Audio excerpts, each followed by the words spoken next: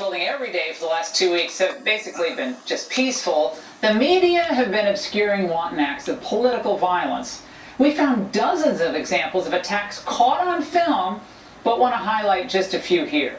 First to New York City, where volunteers with the group The Guardian Angels were merely protecting a store from being looted.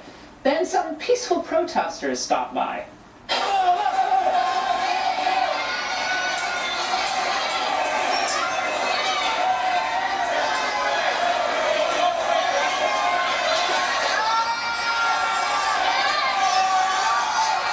Curtis Lee, founder of the group, says his jaw was fractured when he was hit with a hammer. And another guardian angel says he lost sight in one eye, got his nose broken maybe by that bike. In Portland, Oregon, writers appear to use laser pointers on police before launching projectiles on them. In another Oregon county, police tweeted this picture of items thrown at officers: bricks, bottles, blades, even mortars. And perhaps the most brutal attack I've seen yet, from BLM protesters. I have to warn you, it's very graphic.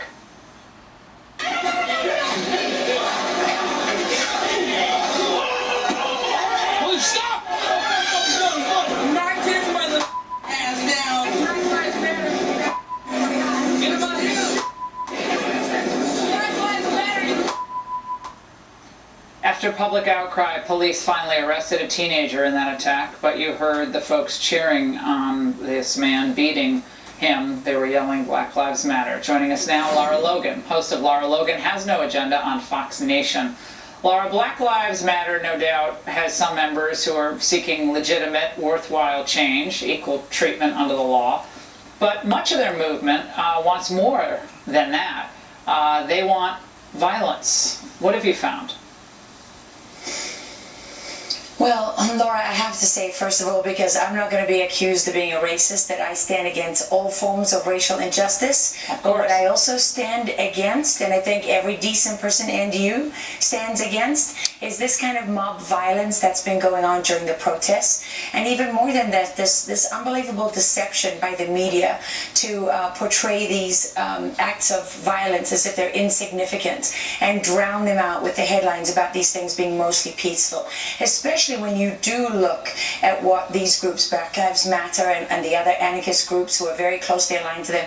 And by the way, not just them. There are think tanks like New America and others. The Brookings Institute, actually. Look at the Brookings Institute's page on racial injustice and social justice. It mirrors exactly what Black Lives Matter and others say. And yet the leaders of Black Lives Matter, the co-founders of this group, have no problem with the human rights abuses that the leaders of Venezuela are handing out to their people on a daily basis. That, in fact, is something that they hold up as a country that is a shining example of social justice compared to the U.S. So what I really don't understand is why so many journalists and media organizations are blind to the voices of decent people, both black and white, who are on the streets trying to stop these acts of violence. Decent people, many of them African American, who've lost everything they've owned. And, you know, there's many more examples than you were even able to show tonight. I've been horrified watching because I know what it's like when a mob turns on you. Of course you do. Your personal experience with it is gruesome.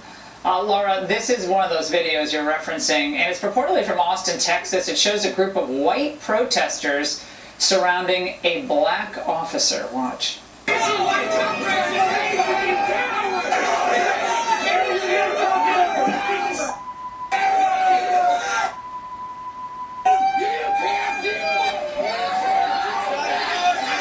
Laura, these are ritual acts of humiliation, this effort to humiliate, and especially, I've noticed in the videos I've seen, especially minorities who don't go along with them. There's special punishment for them. I know you've seen the same.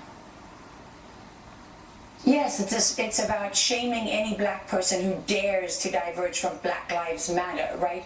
It's shaming anyone who exposes the hypocrisy and also just the dishonesty of the political campaign. All of these slogans, this idea that they're behind, you know, racial justice and social justice, it's all a front for a political agenda in which, you know, I've pointed it out before, but I can't say it enough. It's all over the internet. Many of those sites are blocking me now. But there where they want to abolish the law go, abolish the police. And I've asked these people, firsthand, what about the black policemen? They say they're fascist pigs too. They also must die.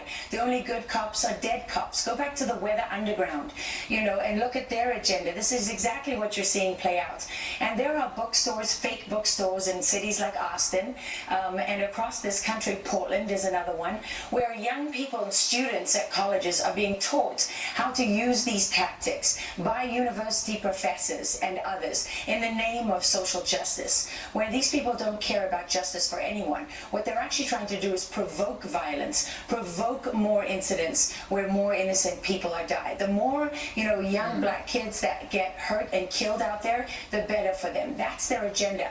They want to provoke and divide. And what's even worse, Laura, are the people we don't see pulling the strings.